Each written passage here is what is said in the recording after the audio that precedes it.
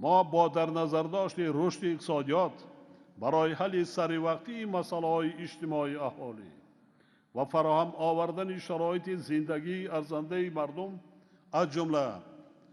با راه منتظم تأسیس دادن جایهای نو کاری، زیاد نمودن حجم درآمدهای پولی اهالی،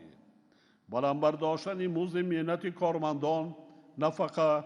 و استیپندی‌ها تدبیرهای ضروری می‌اندیشیم.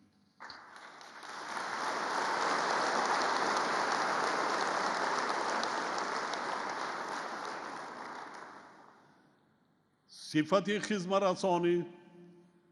در ساحه علم و معارف، تندرستی و حفظ اجتماعی اهالی تدریجاً بلند برداشته شده و این ساحه از حساب همه سرچشمه‌های مبلغ‌زاری با در نظر داشت نفقه و سقوط اجتماعی زیاده از 123 میلیارد سومانی روانه می‌گردد.